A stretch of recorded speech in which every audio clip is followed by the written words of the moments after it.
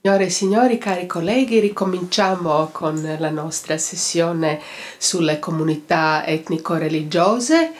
Sono molto contenta di poter informarvi che la nostra comunità è stata completata dalla presenza di collega Egidio Ivetic, dunque i relatori saranno 3 invece di 2. La prima relazione è quella di professor Braunstein, che ci parlerà dei tedeschi a Venezia, dunque la relazione sarà anche in italiano. Grazie, sì. Seppure nel programma generale figura il mio intervento col titolo Deutsch in Venedig, ho deciso di parlare italiano, il mio povero italiano, col titolo letteralmente tradotto del francese Les Allemands à Venise, i tedeschi col prenomino, una categoria della popolazione straniera a Venezia, fatta di gruppi consistenti, sempre rinnovati, che formano forse una comunità, vedremo. Invece Deutsch in Venedig si potrebbe tradurre come essere tedesco a Venezia, traduzione che provoca la domanda: sentirsi straniero oppure essere considerato dagli altri come forestiero aggiunge dunque una dimensione emotiva, antropologica, alla definizione semplice della categoria. Dunque la doppia denominazione del mio intervento mi serve di introduzione. Prima di tutto ringrazio gli organizzatori del nostro convegno per l'invito a parlare dei tedeschi a Venezia nel 400. L'amico Gerardo Ortalli mi offre l'occasione di presentare, dopo 50 anni di lavoro e di piacere negli archivi veneziani, un libro grosso, 1000 pagine, uscito l'anno scorso a Roma. Sono stato giustamente definito da una giornalista come straniero a Venezia, doppiamente tedesco per le origini e il cognome, ma anche parigino da 4 generazioni. Ho passato un mezzo secolo di soggiorni più o meno brevi nella sala dell'Archivio dei Frari, a stringere amicizie con colleghi e ricercatori italiani o forestieri, dunque una comunità, ma anche con dei membri del mondo tedesco del 400, personaggi illustri della mercatura internazionale o figure sconosciute ritrovate da un notaio all'altro e divenute conoscenze e per caso amici nel passato. La mia prima pubblicazione sul tema dopo un soggiorno a Norimberga negli anni 60, sono anche io venuto da Norimberga a Venezia, era dedicata all'edizione di 2 lettere della fine del Trecento indirizzate da mercanti di seta veneziani a un membro della famiglia Kress, lettere conservate nell'archivio privato della famiglia nel Kupferstichkabinett des Germanischen Museums. Seguendo le incitazioni dei miei maestri, Yves Renoir sul versante italiano e Pierre Janin sul versante tedesco, incoraggiato a Parigi da Fernand Braudel e a Venezia da Gaetano Cozzi, volevo insediarmi in mezzo ai traffici di una delle più grandi città del mondo europeo, concentrandomi sullo spazio occupato dai tedeschi nel commercio dei metalli. I Kress appena citati facevano parte dei fornitori d'argento, di rame e di ferro che si ritrovavano nel fondaco dei tedeschi. Alle miniere, alla storia della produzione e del commercio dei metalli, il retroterra di Venezia forniva già elementi fondamentali e lavorando negli archivi a Gemona, a Udine, a Treviso, sulla storia delle zone delle Alpi, avevo scoperto una presenza tedesca antica e costante. Minatori e boscaioli, albergatori, carrettieri e barcaioli, preti, monaci, poi rappresentanti di tutti i mestieri della vita quotidiana. Attraverso i numerosi colli alpini per antichi sentieri e torrenti, bavaresi, tirolesi si erano per osmosi installati nel paesaggio della terraferma, tanto vicino a una frontiera culturale incerta. le Alpi, ben lunghi da essere una barriera, svolgevano perfettamente il loro ruolo di spazio di transizione. E cosa rappresentava Venezia per i nordici al di là delle Alpi? Un forte punto d'attrazione, e ho avuto occasione di dimostrare studiando la zona di Canareggio, di fronte alle Alpi, che questa zona di una Venezia industriale in stato di costruzione era stato un luogo di transito, di installazione precaria, a partire dalla quale friulani, slavi, tedeschi tentavano di inserirsi nella metropoli, esercitando mestieri manuali di servizio, portatori, barcaioli, operai nella beccaria, nell'industria della cera o del sapone e nei luoghi del futuro ghetto nella fonderia di rame. Dunque un mondo legato al retroterra, diverso, movimentato, percorso dai tentativi di popolazioni provenienti dai due versanti delle Alpi di farne un luogo di residenza e non solo di transito. In questo mondo un molo di stabilità del cuore di Venezia a Rialto, il fondaco dei tedeschi. L'originalità particolare a Venezia è stata la creazione sul modello orientale del Fonduc di un luogo e un edificio esclusivo dello scambio, riservato a una comunità straniera. Se i tedeschi sono i soli ad essere soggetti a questa distinzione, la loro presenza attiva svolge un ruolo centrale nel commercio internazionale. Si impone loro una residenza forzata e un rigido controllo sulle mercanzie, poiché, essendo obbligati a contrattare con i veneziani tramite sensali, i tedeschi devono eguagliare la valuta degli acquisti e delle vendite. Questo controllo crea una frontiera insuperabile alle loro imprese, dovuta al fatto che non possono da Venezia praticare il commercio nel mondo adriatico e mediterraneo.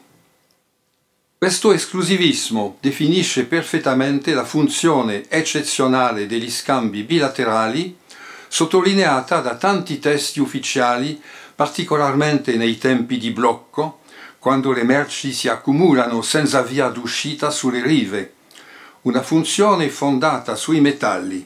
Dall'inizio del Trecento, nelle fonti, l'oro slovacco, l'argento e il rame delle miniere dell'Europa centrale, dalla Sassonia al Tirolo, forniscono alla Repubblica il controvalore indispensabile agli acquisti di spezie e di cotone a Damasco ed Alessandria. Senza l'arrivo continuo, massiccio, controllato dai metalli monetari, parzialmente affinati a Venezia e rivestiti del segno di San Marco, Venezia non avrebbe potuto giocare tutto i secoli il ruolo di intermediario che ha arricchito i suoi uomini d'affari e contribuito all'equilibrio dei suoi conti pubblici. Luogo simbolo della presenza tedesca, il Fondaco è stato l'oggetto di una ricerca esemplare firmata nel 1887 da Henri Simonsfeld, professore a Monaco di Baviera, una ricerca che conserva oggi la sua efficacia, fondata su centinaia di documenti perfettamente pubblicati, che costituisce il fondamento indispensabile per una storia del commercio e della gestione pubblica a Venezia, che si tratti dei luoghi, dei beni o delle persone. Ho descritto questa gestione minacciata senza posa dai tentativi di sfuggire ai controlli. La difficoltà per un gruppo esclusivamente maschile di vivere in un luogo chiuso, dove si ammassano merci scadenti, balle e botti, dove le camere assegnate ai mercanti di passaggio verranno progressivamente accaparrate da poche ditte della Germania meridionale, dove la rivalità tra rappresentanti delle città tedesche difende interessi privati naturalmente, ma anche pretese egemoniche, rivalità che rende manifesta in questo edificio ricco di contrasti l'evoluzione delle economie urbane nello spazio dell'impero.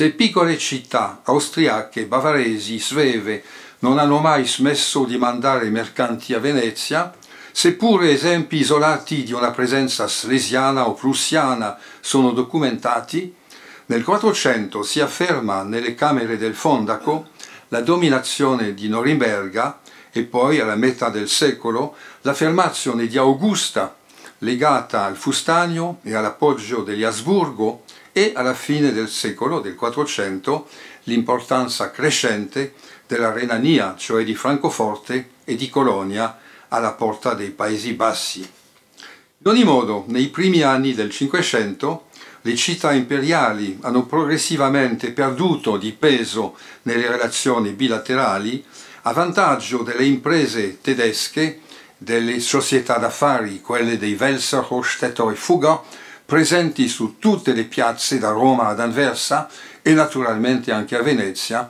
se purtroppo le fonti non consentono di descrivere la realtà concreta dei loro affari.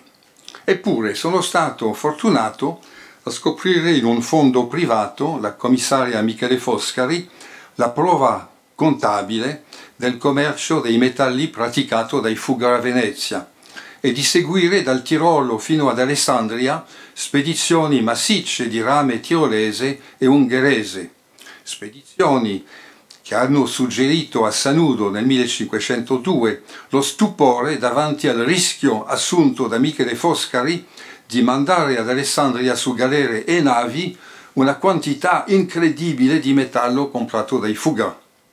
Mancano purtroppo i registri della ditta che furono esaminati da Matthäus Schwarz nella camera fugheriana del Fondaco e che hanno naturalmente arricchito di esempi precisi il suo famoso trattato di contabilità a partita doppia. Al di fuori del Fondaco, i tedeschi si espandono in un ampio cerchio che attraversa tutti i sestieri della città. Una minoranza apprezzabile nella popolazione veneziana che si segnala per la lingua e i modi di vivere, soprattutto nel caso dei nuovi arrivati. I documenti riuniti da Henri Simonsfeld incitavano già ad uscire dai muri del Fondaco, date le relazioni professionali o familiari che legavano i mercanti a compatrioti ritrovati a Venezia delle loro città originarie. Una particolarità veneziana è il fatto che i notai, fino al 500 almeno, erano nella grande maggioranza preti o titolari di parrocchie, creava connivenze tra nuovi venuti e luoghi di vita dove i tedeschi si raggruppavano da tempo. La fiducia tra parrocchiani stranieri e parrocci talvolta originari della terraferma o friulani, oppure il fatto che fossero anch'essi in grado di parlare tedesco, favorisce la ricerca storica permettendo di trovare numerosi atti redatti in serie dallo stesso notaio, soprattutto testamenti. La difficoltà dell'inchiesta era di ritrovare un numero rilevante di personaggi che da una parrocchia all'altra, da un prete notaio all'altro, manifestassero segni di familiarità e legami personali. Disegnare una geografia della presenza tedesca consentiva di individuare, su una base fragile ma sicura, zone di inserimento preferenziali accanto ad una chiesa, per esempio, poi partendo dalle disposizioni testamentarie segnalare, alle volte lontano dagli ultimi luoghi di residenza, l'appartenenza a tale o tale scuola o il desiderio di ossequie in una chiesa particolare o un convento. Sono dunque delle tracce di vita comune che i tedeschi di Venezia condividevano con i loro vicini di parrocchia. In alcuni settori di attività i migranti avevano la capacità di creare, sotto il controllo degli uffici di tutela, associazioni di mestiere interamente tedesche. Fraternità dei Pistori, che rappresentano con le loro famiglie alla metà del 400 un gruppo di almeno 500 persone. Scuola dei Calighieri tedeschi, insediata nella chiesa di Santo Stefano, che possedeva dall'inizio del 400 a San Samuele un ospedale o ricovero per gli anziani. Raggruppamento dei tessitori di lana e di fustanio nella chiesa dei Carmini, nei sestieri di Santa Croce ed Orsoduro, ancora aperti allora sulle paludi, e dove la presenza tedesca che fu fitta rimane oggi iscritta nei nomi di campi e di calli. Al di fuori di alcune concentrazioni periferiche nei settori industriali della città come Canareggio, i tedeschi condividono in tutte le parrocchie la vita quotidiana dei loro vicini veneziani. O pittori, i cartonai aggiungono un tocco di gusto germanico nelle botteghe dei ricamatori, disegnano insegne, sono incisori, vetrai, miniatori, copisti. In nessun mestiere più che nell'oreficeria il gusto tedesco si è imposto nel Quattrocento. Gli artigiani del nord, soprattutto originari di Colonia, hanno fuso il metallo, tagliato diamanti, collaborato con i cristallai, i loro candelabri, reliquari, decorazioni di tavola, hanno adornato case nobili, chiese e monasteri. Alla congiunzione dell'arte e dell'innovazione tecnica si riscontra a Venezia la tipografia, che durante 3 generazioni ha beneficiato dell'impulso tedesco. Il privilegio di invenzione, creato nel 1474, ha favorito l'installazione di stampatori, fusori, ma anche di correttori, librai, mercanti di carta, mercanti di libri, in maggioranza originari della Renania. L'arte nuova tedesca, attraverso i legami contratti in certe scuole, come quella di Santa Caterina, con rappresentanti del potere o dell'umanesimo, ha saputo coniugare tecnica e finanza e tramite il fondaco e la rete delle imprese commerciali ha aperto al libro stampato un campo di diffusione europeo. Il Rinascimento nel quotidiano è nato in laboratori dove i tedeschi svolgevano come protagonisti o committenti un ruolo centrale. Vorrei adesso fare 3 osservazioni generali. La prima ispirata all'attualità. I migranti di oggi hanno abbandonato per sempre la loro storia familiare, luoghi e beni, se ne avevano, cacciati dalla guerra, la discriminazione o la fame, e desiderosi di contrattare o di costruire la loro vita altrove. Nessuno farà mai la storia dei 7000 annegati nel mare Mediterraneo, e da quelli che sono arrivati in qualsiasi luogo in Europa la traccia si perde perché la loro energia o la loro delusione fa parte della loro identità privata.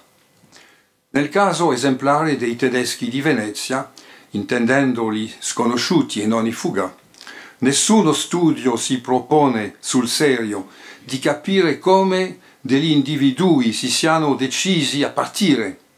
Possiamo evocare senza prove personali la peste, la chiusura dei mestieri, ma per esempio a Norimberga non ci sono mestieri organizzati, l'aspirazione a un esito favorevole o che per tappe va a finire nella laguna veneziana. A loro, quelli che spuntano nelle fonti d'archivio, quelli che uno storico mette in luce in un libro, hanno più o meno realizzato le loro aspettative. Non sapremo mai quanti individui hanno tentato e perduto la scommessa, quanti fallimenti, quanti erranti, quanti ritorni disperati. Una seconda osservazione sui limiti dell'inchiesta.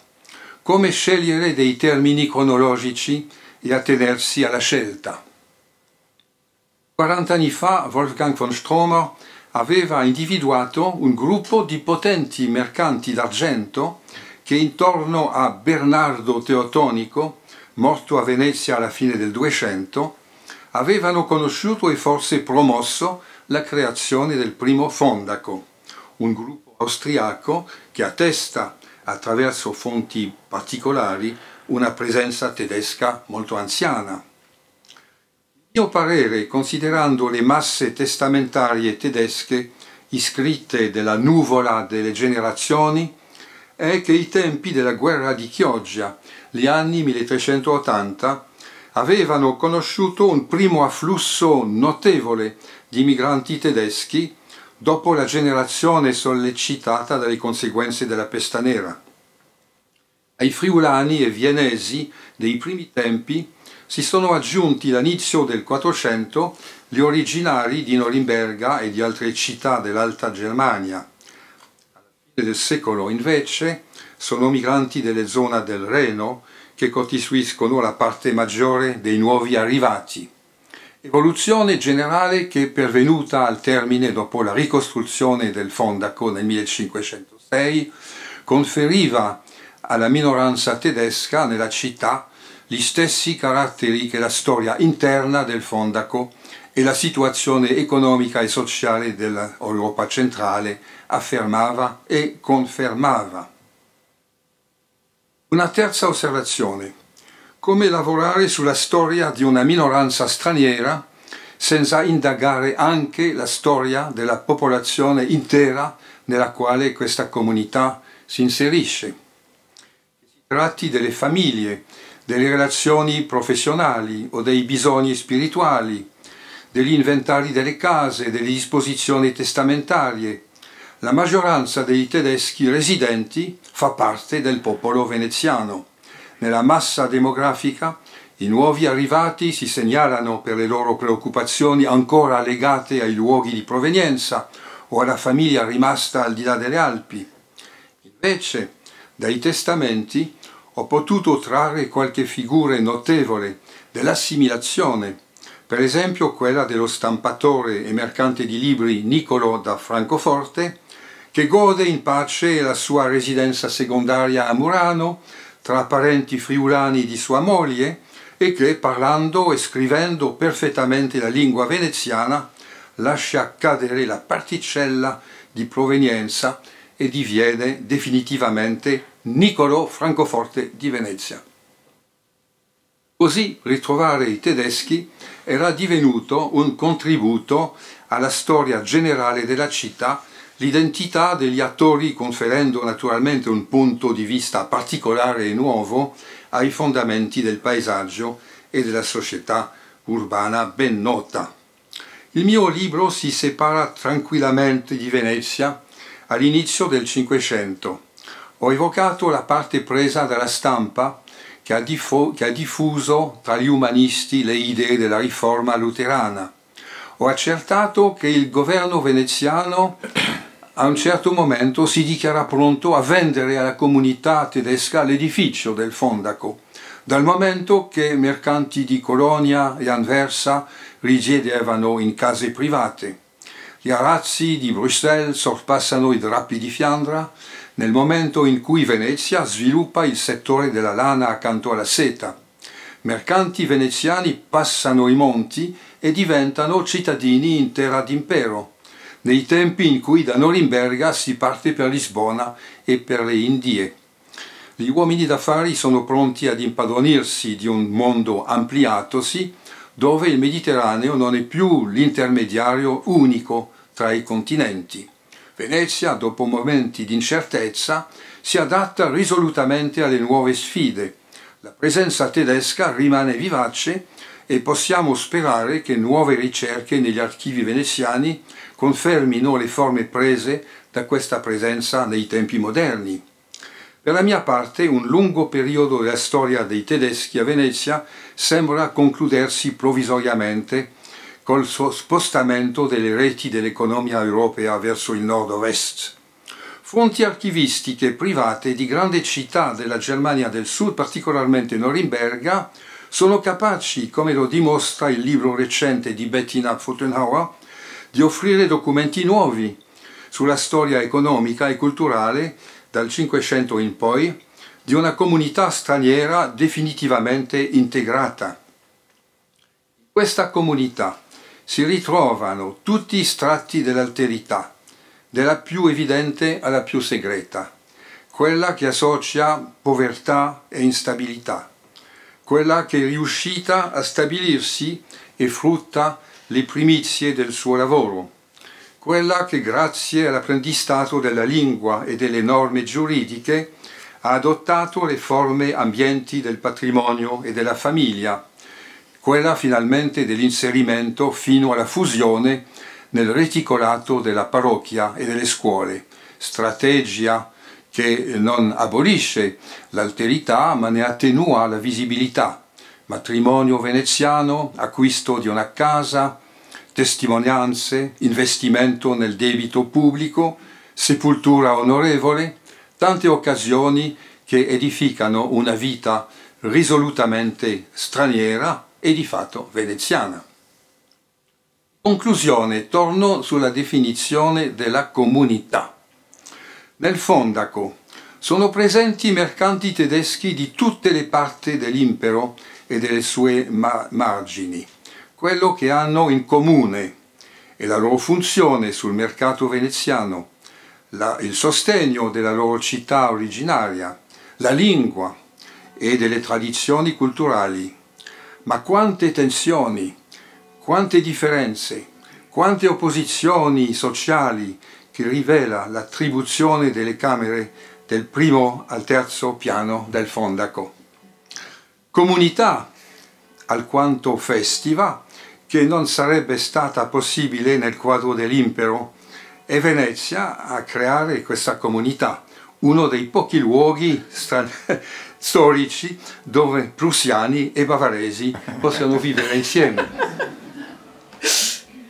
Fuori del Fondaco ho evocato le connivenze che uniscono membri del gruppo mercantile e dei residenti tedeschi della città che creano una fluidità e fanno vivere di una generazione all'altra un sentimento di appartenenza culturale.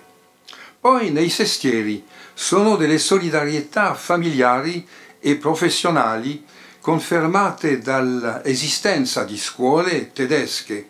Penso per esempio ai Pistori, originari maggioranze di Augusta o di Ulma, proprietari di forni distribuiti in tutte le contrade e che sono trasmessi la parentela di una generazione all'altra, almeno durante parecchi tempi. Sono anche altre connivenze che riuniscono mercanti del Fondaco, artigiani di origine tedesca e gruppi professionali veneziani, soprattutto i merciai di San Salvador e le tessitrici di seta. Negli anni 1410 imprenditori residenti nel Fondaco forniscono l'oro usato nei tessuti serici di prestigio a delle maestre. La documentazione notarile fa vivere un tipo di comunità lavorativa basata sull'impegno per 10 anni di una vicinanza di ogni condizione, operai, preti, artigiani, che assicura il debito costante delle donne verso l'imprenditore tedesco. Tante opportunità, l'alterità rimane attaccata al cognome. Il notaio prete conserva e trasmette la memoria delle origini Theotonicus, come trasmette la memoria della servitù nei testamenti delle vecchie schiave russe che sono ancora presenti a Venezia alla metà del 400. Alcuni personaggi residenti a lungo nella città si glorificano di una identità raddoppiata, tale mercante capace di scrivere il suo testamento nelle due lingue, la tedesca per le cose possedute in Germania, la veneziana per i beni acquistati a Venezia. La comunità del gruppo sembra allora rinforzata dalla dimensione emotiva che attesta l'origine dopo un percorso, dimostra anche una conquista personale che ha arricchito le persone. Grazie.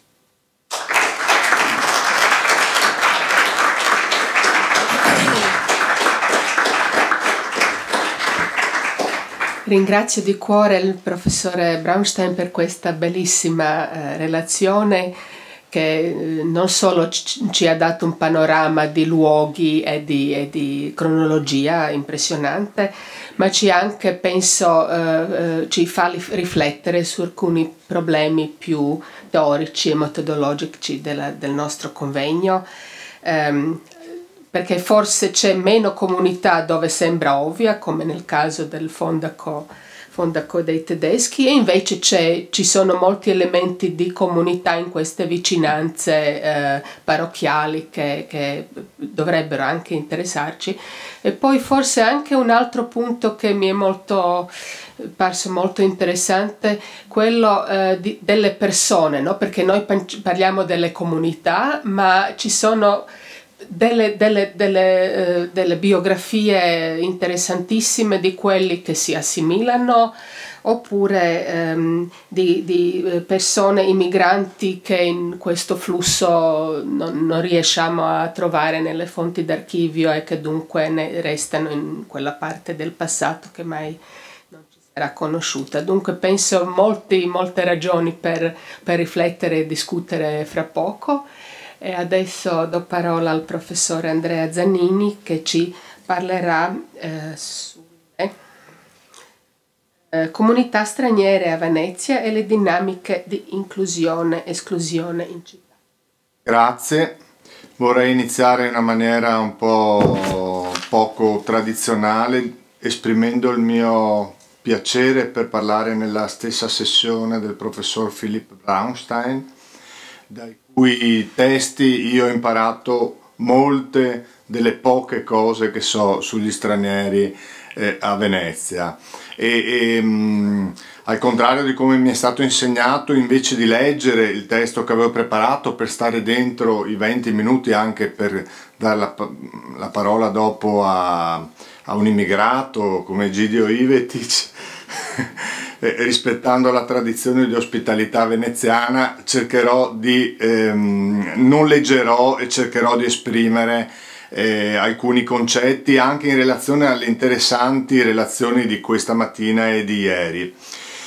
La fama di Venezia come città prevalentemente composta di stranieri è un luogo comune di tutta la letteratura encomiastica di Venezia, che raggiunge il suo zenit nel Rinascimento e che secondo me dovrebbe essere considerato non tanto in termini di originalità della città di Venezia, ma dovremmo cominciare a considerarlo in termini di quanto Venezia in realtà assomiglia a molte altre città. Questo ci può servire a riconsiderare Venezia anche del giorno d'oggi, no?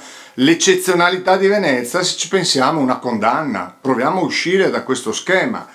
Roma, per esempio, all'epoca del Sacco, ha un ottimo censimento per il quale gli studiosi stanno discutendo se la percentuale di stranieri fosse maggioritaria o largamente maggioritaria. Quindi evidentemente l'ospitalità verso gli stranieri era, come sappiamo, un'esperienza di qualsiasi città dall'epoca babilonese a oggi, insomma. Non è niente di particolarmente originale. Cosa si intendeva però per straniero o forestiero a Venezia nell'età della Serenissima? E cosa si intendeva per comunità? O meglio, cosa intendiamo noi quando parliamo, nel caso di Venezia città, di comunità di stranieri? Ecco, bisogna secondo me fare un passo indietro e riflettere sul fatto che non esisteva una formalizzazione giuridica dell'appartenenza del singolo allo Stato. A Venezia c'era una formalizzazione abbastanza chiara per i nobili, per i cittadini, perché tale titolo consentiva prerogative nell'amministrazione, nelle facilitazioni daziarie. Soprattutto non c'era una definizione chiara per le donne, perché naturalmente vi era una diversità abbastanza evidente anche in queste due prime categorie, per la parte maschile e per la parte femminile. Per tutti gli altri sostanzialmente esisteva il rapporto con lo Stato era regolato dallo ius loci oppure ideologicamente dalla deferenza, dalla fedeltà al sovrano, al padre, al principe padre. Questo provocava a Venezia delle apparenti contraddizioni. Per esempio, gli immigrati milanesi, lucchesi o altri immigrati italiani erano di fatto degli stranieri, pur se essi anche se essi erano cattolici, mentre i greci di religione ortodossa non solo erano sudditi della Serenissima, ma ottennero addirittura di costruire una chiesa dove si professava col proprio rito. Per non parlare poi di quella comunità sfuggente che è quella albanese, all'interno della quale vi erano presunti o dichiarati sudditi, vi erano personaggi come questo tal Giovanni Albanese, di cui parla Brunehilde Himaus nel suo studio, che si facevano chiamare il turco e quindi probabilmente erano addirittura di religione islamica. La questione dell'onomastica e della provenienza geografica è una questione fondamentale. Ho citato più volte il caso ricordato qui dal professor Philipp Braunstein di questo Niccolò Francoforte che aveva sposato una veneziana e che aveva sostanzialmente quelle che oggi noi chiamiamo due identità anagrafiche. Peraltro questa non è una cosa così remota, mi viene in mente che una docente del mio dipartimento ha due date di nascita e allora adesso per decidere quando deve andare in pensione è venuto fuori un caos terrificante. Figuriamoci all'epoca in cui l'identità era legata alla provenienza, al luogo di partenza, perché molto spesso per gli immigrati dalla costa dalmata o dalla costa albanese greca era legata al luogo di partenza, perché la particella di provenienza era spesso semplicemente il luogo di partenza. Quindi è difficile per esempio arrivare a una definizione anche solo demografica o censitaria di chi fossero gli stranieri e di chi fossero i veneziani.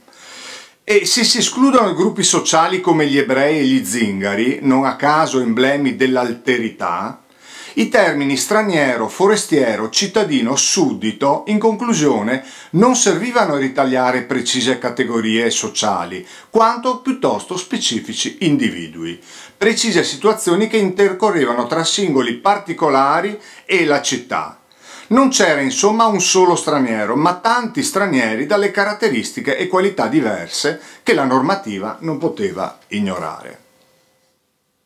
Certo, nel lungo periodo un punto di passaggio al quale ha accennato bene David D'Andrea è il Cinquecento, no?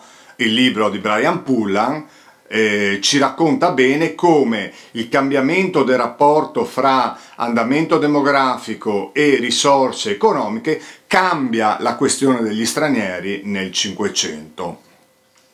Saltano per esempio molti dei filtri d'accesso delle corporazioni veneziane.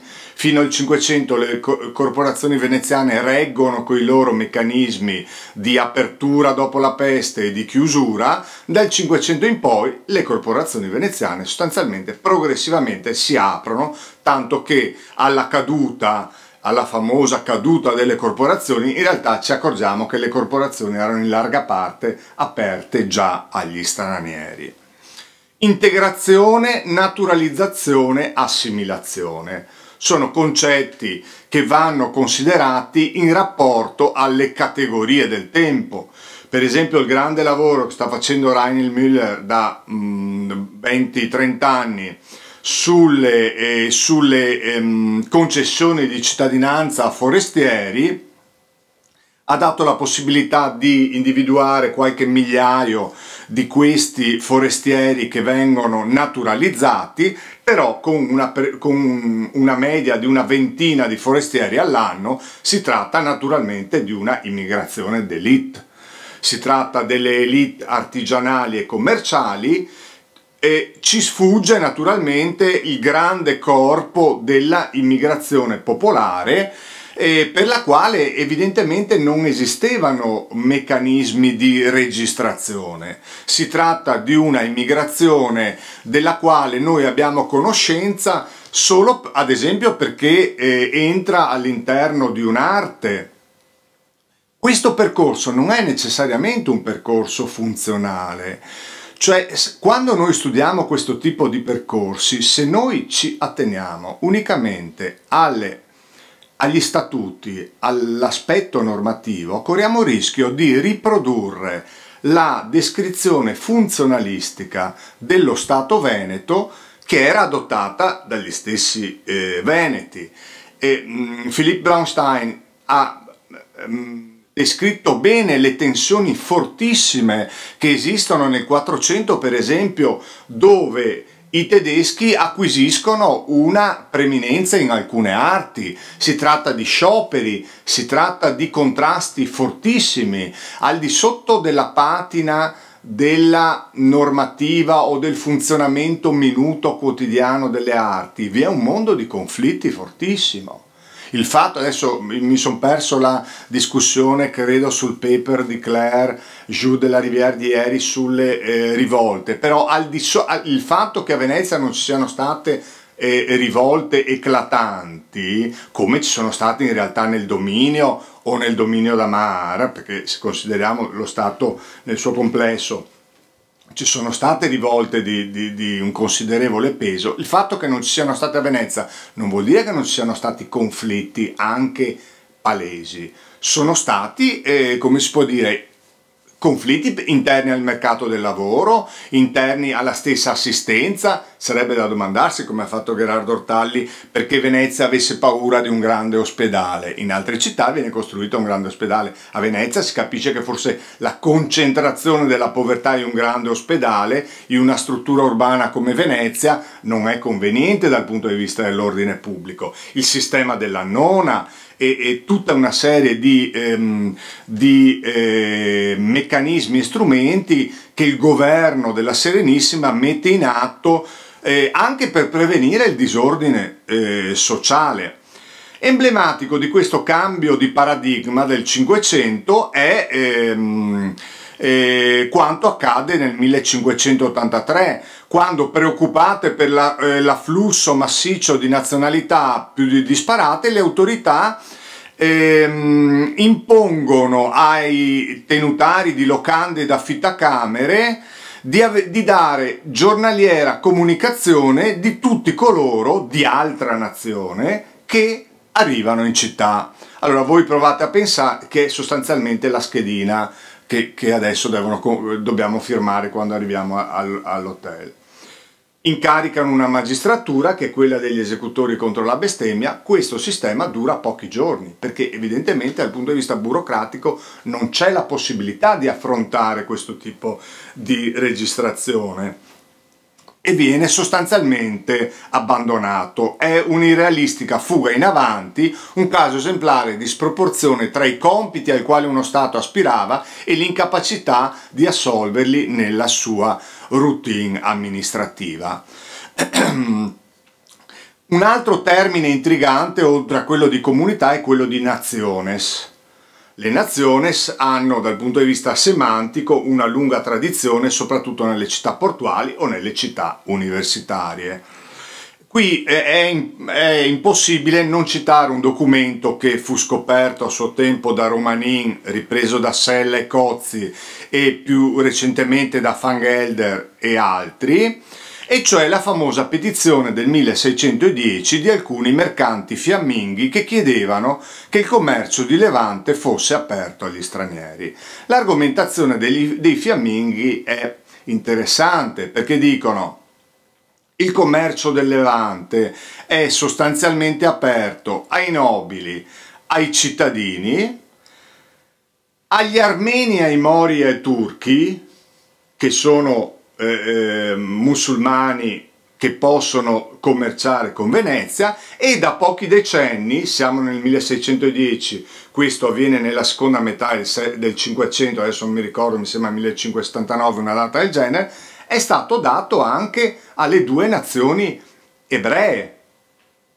Allora dicono i fiamminghi: noi che siamo i latori di questa richiesta, ma parliamo anche a nome dei milanesi e dei bergamaschi, cioè dei sudditi, perché dobbiamo avere meno diritti degli infedeli e degli ebrei? Questo dà l'idea della complessità e del termine nazione, che includeva paradossalmente anche una comunità di un distretto della Repubblica, e delle relazioni tra le nazioni e la Serenissima.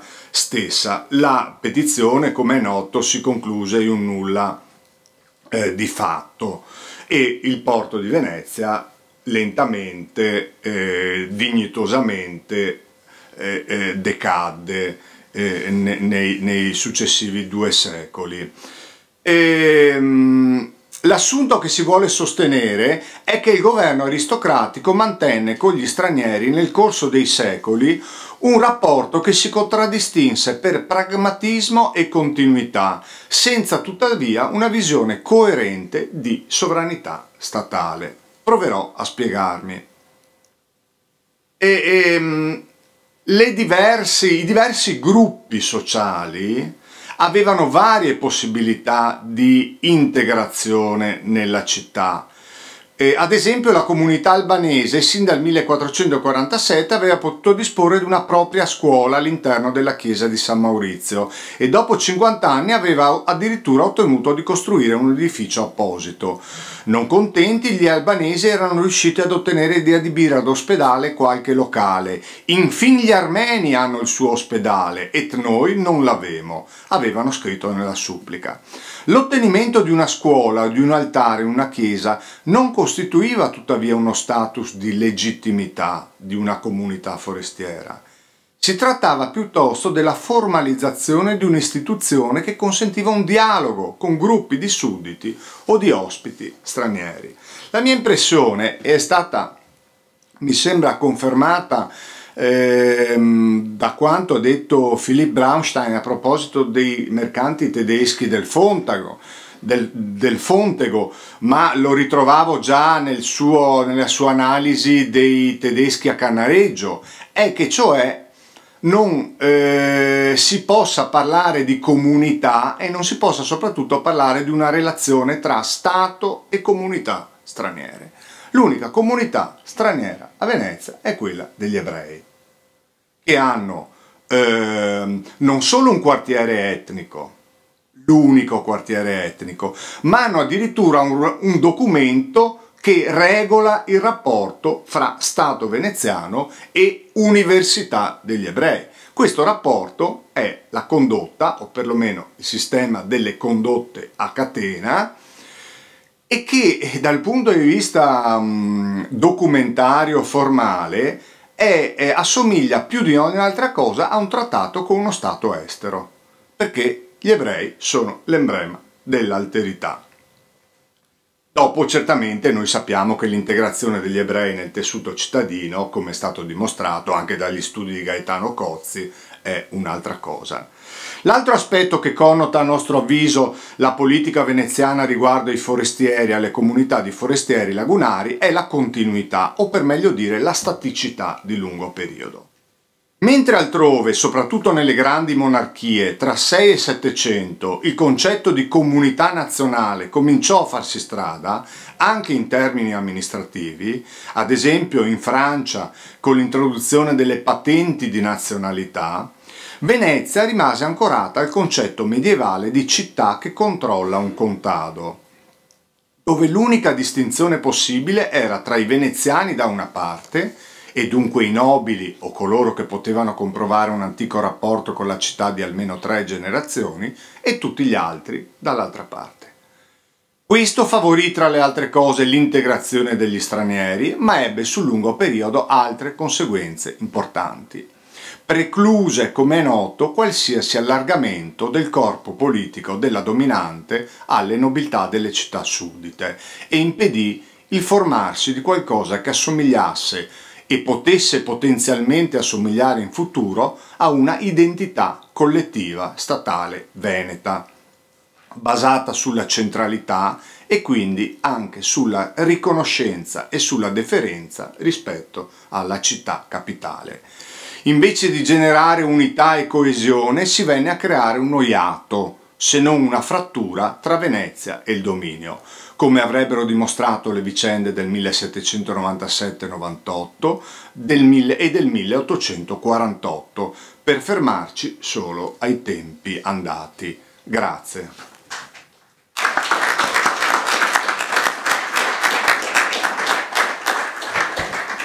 Ringrazio il professor Zanini per la sua relazione che penso aspetto che provocherà molta discussione, e anche perché ci ha messo alcuni caveat, penso, molto importanti per il nostro convegno, che spesso stiamo utilizzando i concetti analitici di forestiero, di straniero, di cittadino, suddito e così via, che invece non esistono come concetti astratti, e quello forse qualche volta anche si dimentica.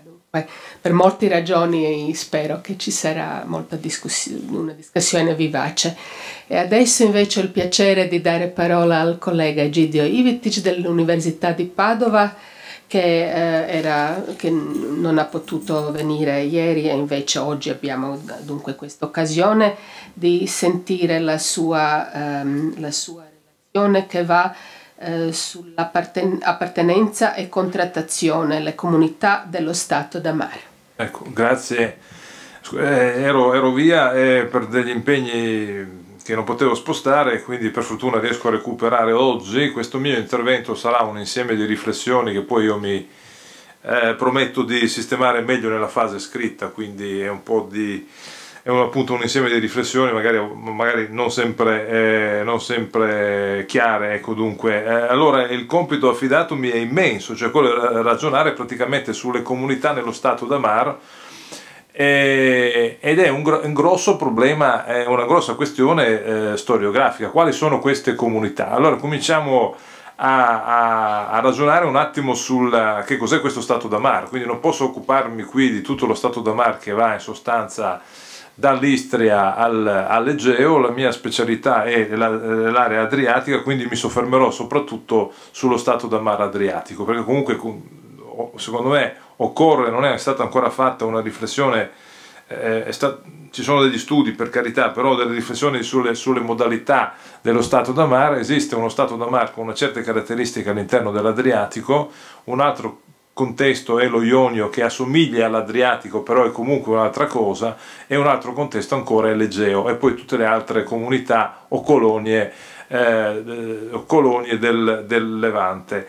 La dimensione adriatica è la più remota, è la più antica e visceralmente attaccata a Venezia. Venezia, lo sappiamo bene, finché non si estende sul territorio di Treviso verso la metà del 300, praticamente è circoscritta al dogado, e la stazione di Mestre era già un altro mondo rispetto a questo mondo. Quindi questa striscia di terra, il dogado, era strettamente legato con il mare, e quindi c'è una dimensione fortemente marittima dello Stato veneziano, almeno fino al 300, e ovviamente poi sappiamo c'è la differenza del 400. Quindi il rapporto tra Venezia e la dimensione marittima, e quindi con le comunità che si trovano di là dal mare, è fondamentale nella riflessione che si può fare sulla Venezia in quanto tale. Ora, quali sono queste comunità dello Stato da Mare? Allora, anzitutto vorrei sottolineare la novità di questo termine comunità, che sembra un termine scontato, banale, ma francamente non è quando parliamo dello Stato da Mare. E credo che sia importante questo convegno. Quindi anzitutto credo che sia stato fondamentale per la venezianistica il precedente convegno sul Commonwealth, che comincia a ragionare in modi diversi sull'essere Stato di Venezia, e oggi con questo convegno sulle comunità si va ulteriormente avanti, perché quando parliamo dello Stato da Mare, almeno nella storiografia più aggiornata, fino a poco tempo fa, francamente fino al companion curato da Dursteller, e anche col contributo ottimo, bellissimo di Benjamin Arbel, c'è il termine di colonie d'oltremare. Allora nella storia di Venezia tutta la problematica dello Stato da Mare è risolta con l'ampio studio di Benjamin Arbel, colonie d'oltremare. Quindi abbiamo un termine, colonie d'oltremare, quindi tutto il mondo che si trova di là dal mare è risolto all'interno del termine colonie. Un'alternativa al termine colonia è dominio, che viene usato a seconda l'ho usato anch'io, e il dominio va bene. Il dominio diventa una specie di di termine che ci mette d'accordo tutti, cioè ci mette d'accordo come venezianisti e ci mette d'accordo come le storiografie nazionali che si trovano di là dal mare. Quindi ci sono storiografie nazionali specifiche, croata, slovena, e ovviamente c'è quella greca, no? In cui sapete tutti che si parla di venetocrazia, quindi il dominio diventa un termine neutrale. In verità il termine comunità potrebbe essere una novità per ripensare complessivamente il rapporto che c'è tra Venezia e la dimensione marittima, che la dimensione marittima è complessa. Quali sono queste comunità? Rimango circoscritto all'Adriatico orientale. Queste comunità sono nella maggior parte dei casi sono dei comuni, quindi delle città. Anche quando vengono annesse o conquistate delle isole, c'è una cittadina all'interno dell'isola che è organizzata nel senso classico del comune, c'è dunque il comune e il contado, il comune è la città, il resto dell'isola è il contado. Quindi quando Venezia, sotto vari aspetti, instaura dei rapporti con questi luoghi, questi domini, che sicuramente non sono delle colonie nell'ambito adriatico, il termine assolutamente non va bene, crea delle relazioni con una dimensione urbana. Nel 90% dei casi è una dimensione urbana. Per dire, nel caso dell'Istria sono tutte città con dei contadi, l'unica che non era città era Pinguente, e Venezia nel 1420 dopo impone uno statuto, crea di Pinguente una città che era poco più che un villaggio, ma la trasforma in una micro città. Ci sono delle eccezioni che sono però tipiche delle zone di confine della Serenissima, ed è la comunità di Poglizza, che è praticamente una repubblica di contadini ai quali Venezia impone degli statuti, e c'è la comunità dei Pastrovici a sud di Budva, quindi l'estremo pezzo dopo il 1573, quando viene persa Dulcigno e Antivari, l'estremo pezzo della Serenissima, dove praticamente c'è questa comunità autogestita che viene tenuta in considerazione. Basta che questi mezzi montenegrini rispettino la sovranità di San Marco e va bene così. Quindi queste sono le eccezioni. Per il resto si tratta di contesti urbani, sono delle piccole Venezie che hanno all'interno, quindi sono delle comunità, possiamo leggerle questi comuni come delle comunità che hanno delle strutture ben precise, e sono quelle amministrative che è il Consiglio Comunale, che nelle città che sono sedi di diocesi vengono chiamati consigli nobili, perché si trattano dei nobili a partire dall'Istria alla Dalmazia, si considerano dei nobili appartenenti a questi consigli nobili. Poi c'è un'altra struttura che viene organizzata, imposta in tempi diversi tra il 200 e il 400, però che diventa fondamentale, ed è il Fondaco delle Farine, perché la caratteristica dei domini da mar e soprattutto poi nell'area dell'Adriatico orientale è la carenza dei cereali.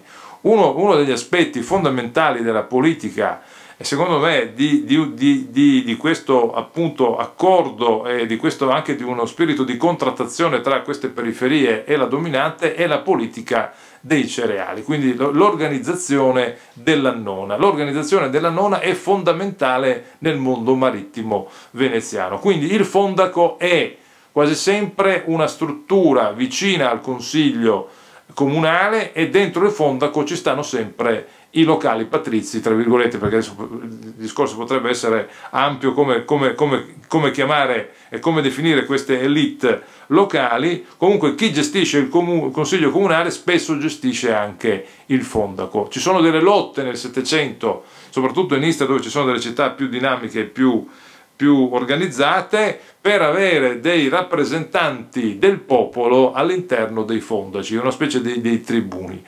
Terzo elemento istituzionale che caratterizza queste comunità, questi comuni, sono le confraternite, di cui oggi abbiamo sentito parlare. Allora, è ancora aperta la questione quanto abbia influito Venezia sulla costituzione delle confraternite nello Stato da Mar e soprattutto nell'Adriatico orientale. Allora, abbiamo visto 400 confraternite per Venezia, 150.000 abitanti, Per l'Istria, i dati, io ho studiato bene le cose, per il 700 abbiamo circa 85.000-90.000 abitanti, abbiamo oltre 600 confraternite, cioè la presenza capillare delle confraternite, che poi praticamente anche non riguarda solo le comunità urbane, riguarda anche le comunità rurali. In ogni villaggio ci sono almeno 3-4 confraternite, anche se il villaggio ha solo 150 abitanti.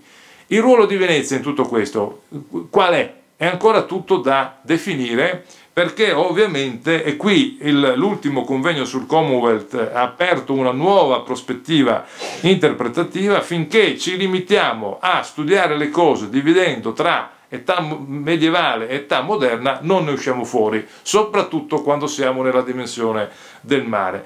Ora, perché c'è una evidente continuità. L'ultimo convegno sul Commonwealth partiva dal 1204, quindi la storia di Venezia va ripensata in una nuova, con una nuova cronologia, quindi il 1204-1797. Posso affermare con certezza che per la dimensione dello Stato da Mar questo è fondamentale, ma riguarda anche Creta, riguarda le isole Ionie, non riguarda solo l'Istria o la Dalmazia. Quindi c'è questo ampio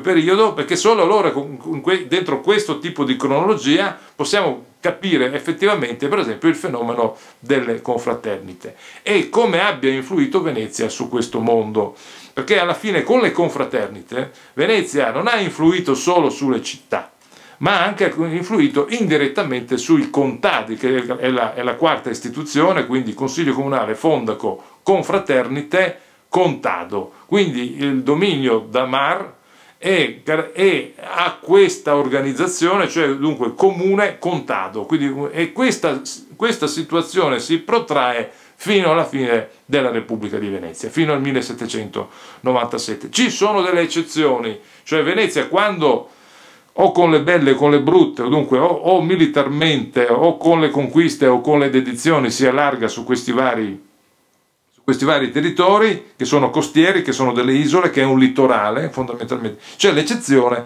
cioè quella della conquista territoriale con la guerra tra il 1684 e il 1699. C'è questa espansione, cioè dell'acquisto nuovo in Dalmazia e poi l'acquisto nuovissimo 1714-1718. Lì cambia il discorso, ma è una situazione eccezionale. Quella l'ha studiata Paladini, cioè lì si va al di là dell'acquisto vecchio, si va al di là della logica città-città, ma si va in una nuova dimensione, cioè quindi una espansione territoriale. Allora lì entra tutta una serie di nuove problematiche che Paladini le ha studiate per il Settecento: come gestire un siffatto territorio conquistato militarmente, che non rientrava nelle tradizioni veneziane. Le tradizioni veneziane sono fondate su questo rapporto città-città, che è dominante dominio.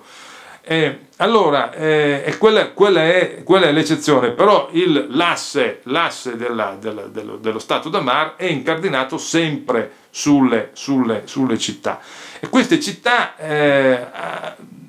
hanno una storia. C'è stata tutta una storiografia che francamente era partita con questa lunga durata. La storiografia italiana di fine Ottocento, la storiografia nazionale liberale, Benussi, Morteani, eccetera, per esempio, che ne so, scrivevano delle monografie su Rovigno, su Parenzo, su Montona, su Pirano, e anche in Dalmazia abbiamo avuto tutta una tradizione per quanto riguarda Zara, e praticamente la storia di Zara e la storia di, che ne so, Parenzo partiva da quel 200 e finiva nel 1797. Quindi c'è stata tutta una tradizione storiografica che poi è andata persa e etichettata come nostalgica e come nazionalista, se non irredentista, da parte croata. Da parte croata si è sviluppata tutto un altro tipo di storiografia che ha studiato, per esempio, il collega medievista importante Tomislav Raukar, che ha cercato di capire il sistema del comune in Dalmazia con gli studi su Zara, ma finalizzato a creare una medievistica comunale all'interno di una storiografia nazionale come quella croata. Quindi Zara come paradigma. Anche noi nella storiografia e nella storia croata abbiamo dei comuni, ecco Zara, e adesso la studio, e lui l'ha studiata perfettamente, non c'è cosa da dire, però non rientra gli studi di Raucar non rientrano negli studi della venezianistica, a prescindere dalla lingua con cui è scritto, cioè il croato, cioè la venezianistica non considera, è un discorso, come dire, su due binari. Adesso ci sono altri studiosi più giovani che vanno al di là di questi paradigmi, però voglio dire, il problema delle storiografie nazionali ha complicato questo rapporto che c'era inizialmente, quindi della lunga durata tra Medioevo e età moderna. Quindi su questo bisognerebbe tornare a ragionare su tutti questi, quindi sul rapporto Venezia-Adriatico orientale, partendo dal 200 al 700. Allora, perché? Perché queste comunità, questi comuni, studiando vari casi singolari, esce fuori che questi hanno sempre l'idea di avere un rapporto privilegiato con Venezia. Ancora nel Settecento, in certe petizioni, mi ricordo di Pirano, per ottenere finalmente i soldi del partito del sale, tirano fuori: ma noi siamo sempre fedeli dal 1278, e non c'è petizione di Pirano che non parte da quel 1278, quindi cioè proprio l'anno è quello lì, il tempo è quello lì, e sono passati 500 anni, sono dei tempi anche per noi difficili da cogliere, quindi cioè, è un altro tipo di lunghezza, e su questo occorre ragionare. Ora c'è un'idea di avere un rapporto privilegiato, e questo va avanti fino alla fine della Repubblica, però c'è una differenza, che è il 500 in sostanza, e lì entriamo nella storia amministrativa dello Stato. Si sa che nel 500 c'è questo decentramento che avviene un po' dappertutto, e avviene ovviamente anche per l'Istria e la Dalmazia. Abbiamo la creazione di questi magistrati di Capodistria, i provveditori di Dalmazia, in qualche modo il controllo viene delegato nella periferia, e vengono intese per la prima volta, ma siamo alla fine del 500, l'Istria Veneta come una provincia, e anche la Dalmazia, mentre fino al 500, inizio 500, vengono indicate come nostre parti di Istria, quindi Dalmazia, quindi c'è il concetto geografico di Istria e di Dalmazia, però le nostre parti sono le singole comunità, quindi c'è anche la dominante che si rapporta verso questi luoghi con dei canali privilegiati. E lo studio che l'altra volta nell'altro convegno fondamentale, che secondo me è lo studio su Curzola di Oliver Schmidt, ha evidenziato, è impressionante quello studio, cioè Curzola è l'ultima isola lì prima di Ragusa, che qui abbiamo un'esperta. Ragusa è un mondo a sé, ma è una fotocopia, quindi anche lì bisognerebbe ragionare, ha la sua autonomia, la sua indipendenza, però assomiglia moltissimo a questo mondo qua veneziano. Vabbè, il contributo di Oliver Schmidt la scorsa volta era interessante, perché si vedevano questi contadini appunto dell'ultima isola, quindi la periferia estrema, che si rapportano col centro come se fossero una periferia urbana nei confronti del centro città, e sono un'isola lontana 600 km dalla dominante. Questa era impressionante dallo studio di Schmidt, questa reciprocità e questo senso di vicinanza con la dominante, che getta luce e che fa ripensare complessivamente la storia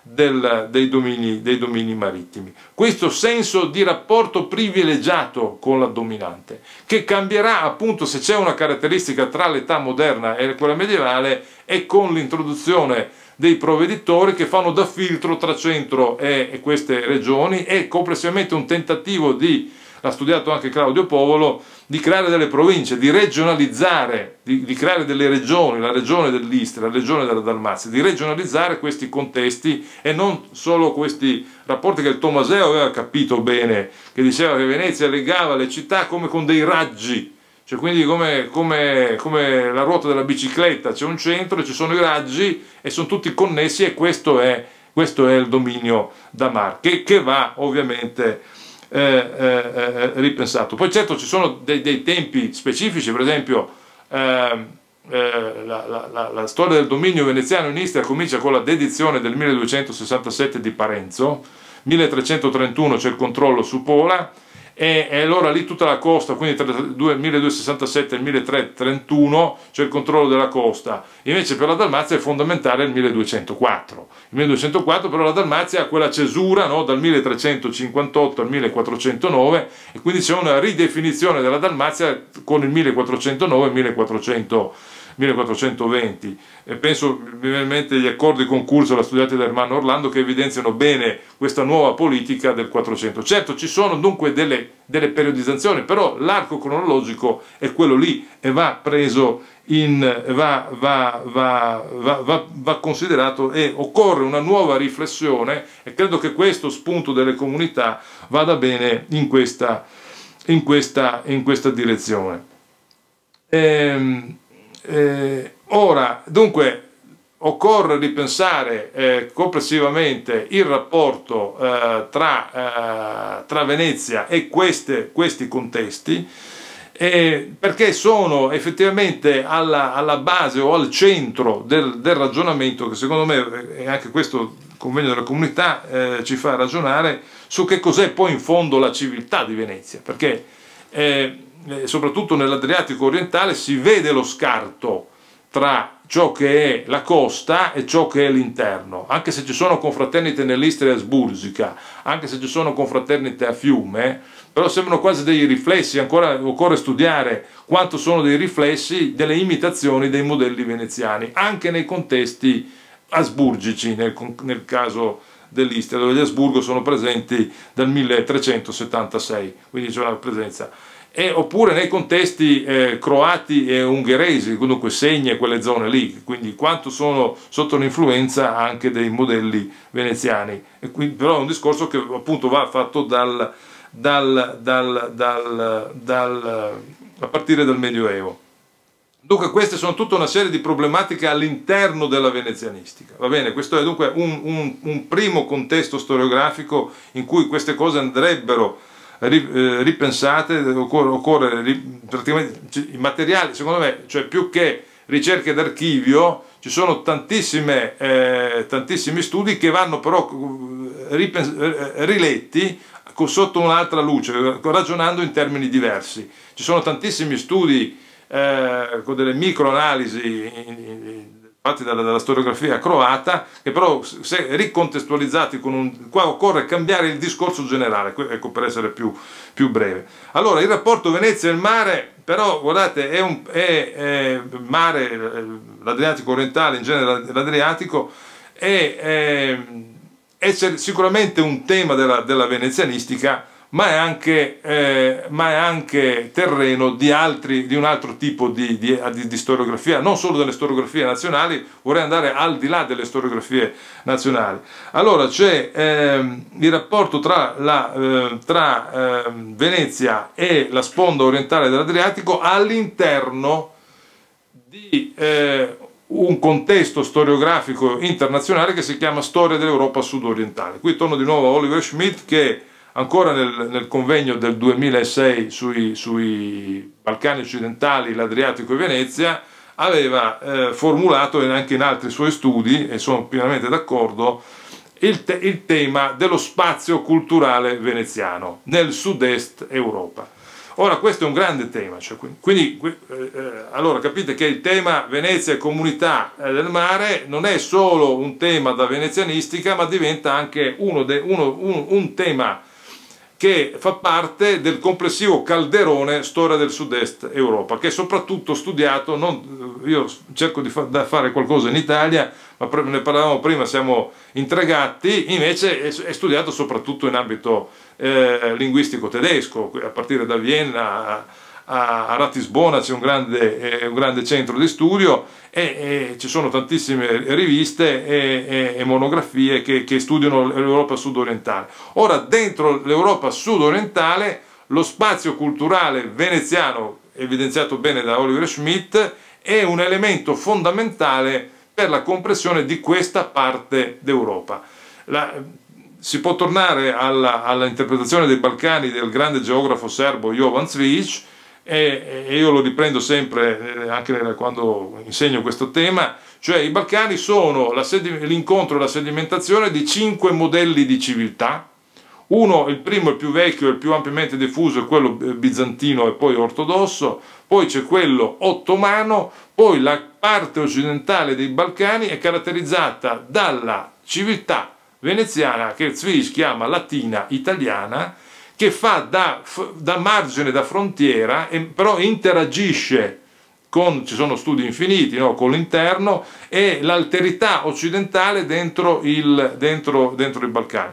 Poi c'è la società patriarcale dinarica tipica delle montagne, perché i Balcani sono montagne, e poi c'è la quinta civiltà che alla fine sarà la vincitrice culturalmente, ed è la civiltà dell'Europa centrale, degli Asburgo, che si espandono dopo il 1683 e creano in effetti i Balcani occidentali con la pace di Passaravis del 1718. La Croazia, quella forma di ferro di cavallo, è una forma definita dal 1718, dalle conquiste veneziane e dall'arrivo sulla Sava degli Asburgo, in sostanza. È lì che si definisce l'Europa centrale e si definiscono i Balcani il sud-est Europa. Dentro questo contesto, quindi capite che allora la storia di Venezia e Zara non riguarda solo a questo punto la storia della venezianistica, ma diventa un elemento della storiografia della storia del sud-est Europa, che è canonizzata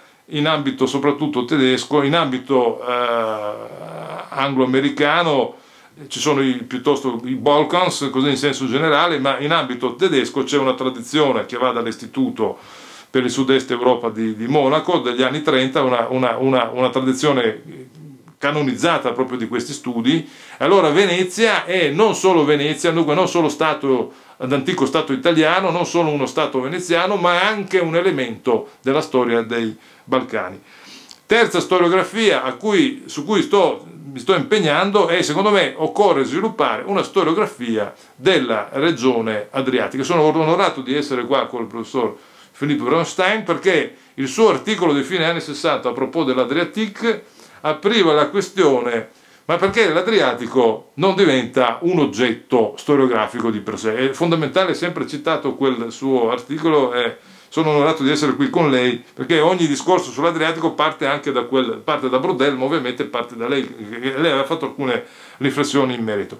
Dunque questa storia, Venezia e l'Adriatico orientale, rientrerebbe dentro una storiografia ancora tutta da fare, cioè quella dell'Adriatico in quanto tale, in quanto storia, in quanto regione storica, altro termine elaborato molto nella Geschichtsregion, nell'ambito storiografico tedesco, meno in ambito italiano, assolutamente ancora non in ambito anglo-americano. Dunque l'Adriatico come regione storica, e allora che cos'è l'Adriatico? L'Adriatico per farla breve, avrebbe almeno quattro elementi che lo contraddistinguono come attraverso i secoli, quattro elementi storici. Uno è l'Italia, sono anche aree geografiche. Uno è l'Italia adriatica, che va dalla Puglia alla Romagna, che andrebbe anch'essa ripensata all'interno di una nuova visione dell'Italia. Però ci sono tantissimi studi, soprattutto in ambito storico-economico, da Biagio Salvemini per la Puglia a Marco Moroni e Sergio Anselmi per le Marche, in cui questa dimensione adriatica di questa fascia è sentita. Ci sarebbe anche una dimensione culturale, e anche studi per la Romagna in questo senso danno dei segnali ben precisi. Però è una Italia adriatica che va al di là delle due Italie, no? Delle tre Italie di Galasso, quindi del mezzogiorno, del centro papalino e del nord veneziano. Poi ci sono le Venezie del mare, così le chiamo io, in cui fa parte Venezia con il Dogado e l'Istria e la Dalmazia, e anche Corfù per quanto riguarda questa dimensione adriatica, che hanno questa storia tutta ancora da ripensare, di cui stavo parlando oggi dal primo momento. Quindi una dimensione storica e culturale che io chiamerei Venezie del mare. Delle Venezie del mare che vanno ripensate, perché sono un contesto che è tramontato nel 1797, che è riapparso nel 1848, sono d'accordo con Andrea Zanini, e che ha perso una sua tradizione storica, lasciando un senso di sradicamento storico in questi contesti. Questi contesti, cioè dal Dogado alle Bocche di Cattaro a Corfù, avrebbero una tradizione storica riconoscibile quando uno va da quelle parti, la vede. al pari del mezzogiorno italiano. Cioè il mezzogiorno d'Italia dal 1130, come dice Benedetto Croce, al 1860 ha una continuità, poi diventa Italia e adesso diventa Europa. E questa è la visione di Benedetto Croce e anche di Giuseppe Galasso.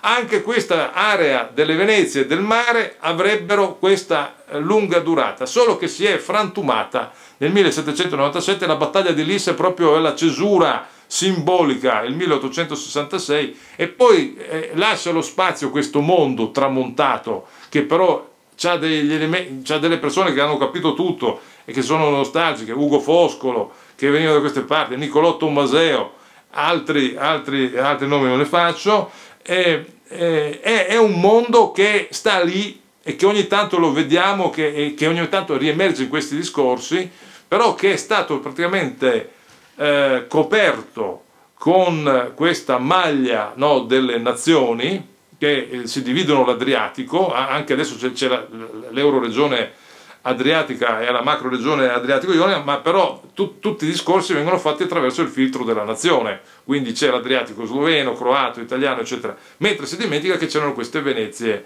del mare. Allora, l'Italia adriatica, Venezia del mare, c'è la Slavia mediterranea, che è un altro tema che ho affrontato di recente, ma molto interessante, cioè da Trieste al confine dell'Albania c'è l'unico posto del Mediterraneo dove arrivano degli slavi. Gli slavi sono russi, polacchi, cechi, e poi a un certo punto ci sono anche gli slavi nel Mediterraneo, che hanno tutta una loro lingua specifica dentro il croato. Per esempio il croato ciacavo ricalca esattamente il territorio dell'acquisto antico di Venezia, praticamente è diffuso, lo parlo anch'io, adesso dicono che è una lingua, che è un dialetto, ma è un croato mediterraneo, che quindi è un tipo di cultura slava specifica mediterranea e adriatica, che è legata fortemente alla storia, a questa lunga storia di Venezia. Dunque c'è questo tema della Slavia mediterranea e adriatica, e poi ci sono i Balcani, quel quarto elemento che caratterizza questo contesto adriatico. Ma capite che il discorso, se ho finito, il punto centrale di questa, si spera, futura storiografia dell'Adriatico, che potrebbe essere un grande contributo nella riflessione complessiva della storia del Mediterraneo e anche dell'Europa come una zona di confine specifica. Quindi il rapporto tra Venezia e queste comunità dell'altra sponda diventa fondamentale. Insomma, avete capito che non è solo un'unica narrazione storiografica, un'unica logica storiografica, ma ci sono almeno possibilmente tre narrazioni storiografiche: il sud-est Europa, quello dell'Adriatico in quanto zona specifica, regione storica del Mediterraneo e dell'Europa. E quindi capite che questo discorso di come vivono queste comunità e di come le ha forgiate attraverso questa lunga durata che va dal 200 al 1797 diventa un discorso estremamente importante. Grazie. Ringrazio il collega Ivetic per questo sommario molto interessante sulle comunità nell'area adriatica, e anche per aver condiviso con noi le sue visioni molto personali sulla storiografia, sull'argomento. Ecco, adesso discussione su tutte le tre relazioni. Vi prego di...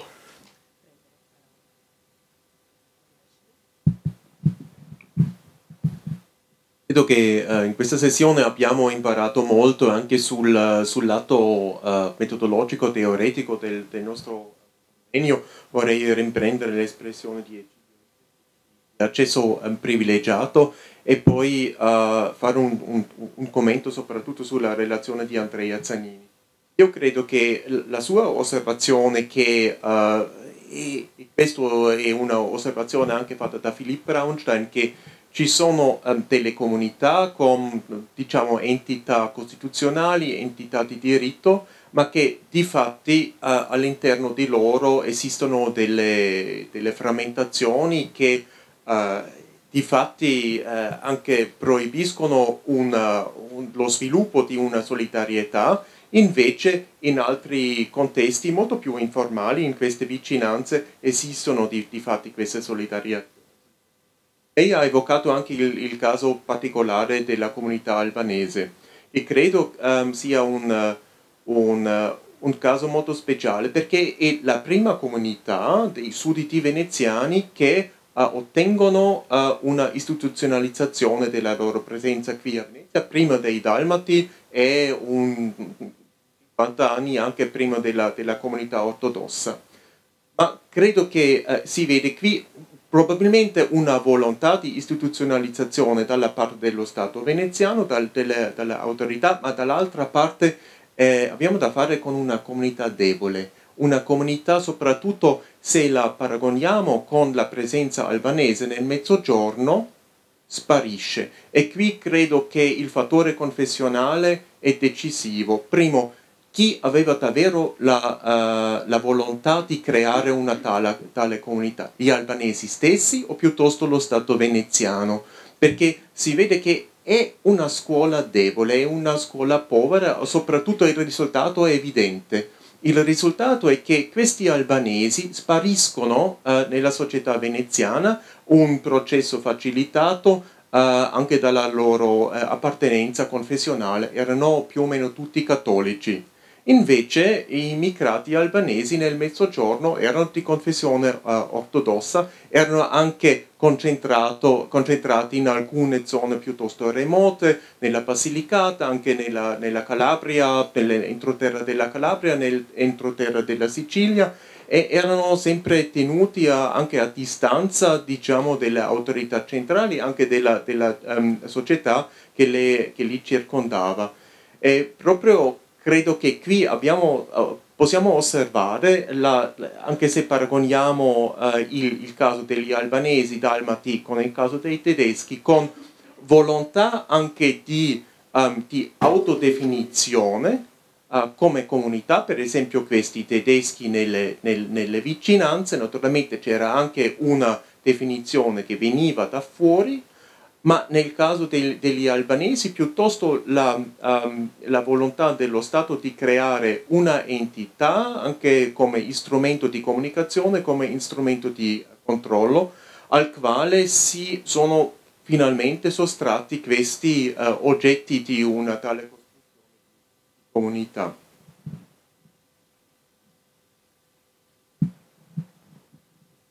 Ma molto brevemente perché è molto tardi.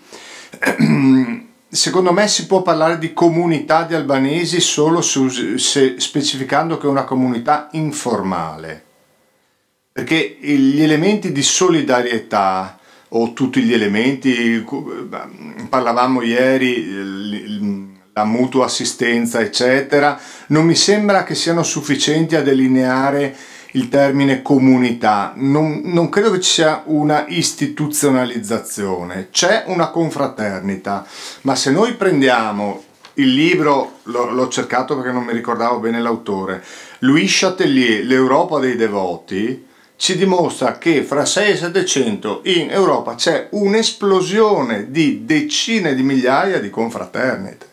Quindi anche in questo caso l'esperienza veneziana non è assolutamente originale, né l'esistenza di una confraternita è sufficiente a dire che una comunità è istituzionalizzata.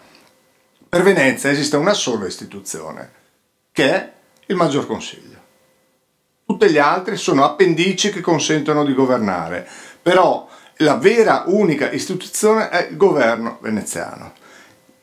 Più importante secondo me è la definizione di comunità del dominio. In questo senso Egidio Ivetic, quando dice che forse il termine comunità è problematico perché sono comuni, lui ci dice qualcosa sulla forma di queste comunità, però non ho ben capito se lui intende che le si possa definire comunità oppure no. Però questa per esempio degli albanesi io sinceramente non userei, ma certamente mi è scappato a me più volte il termine comunità. In termini istituzionali non mi sembra che sia una...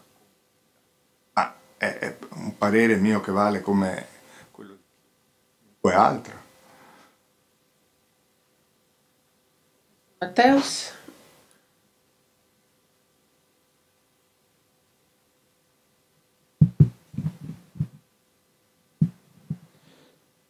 Sì, giovedì sera quando abbiamo aperto questa conferenza ho chiesto: è vero che si può paragonare la comunità ebraica con quegli altri cosiddetti comunità?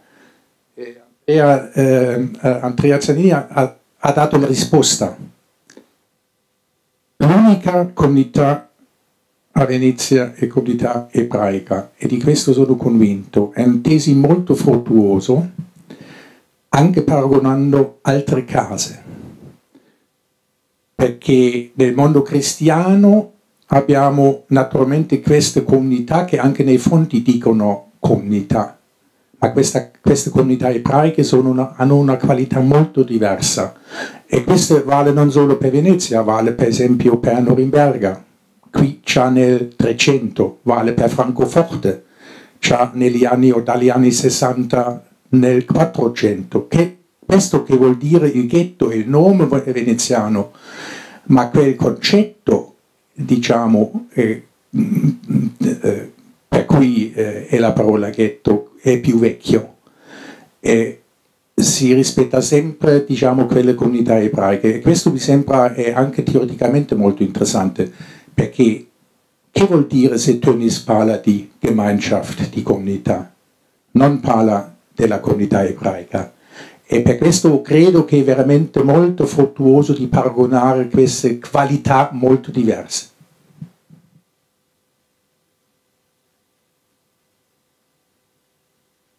Grazie per il suo intervento. Ci sono ancora delle questioni o commenti?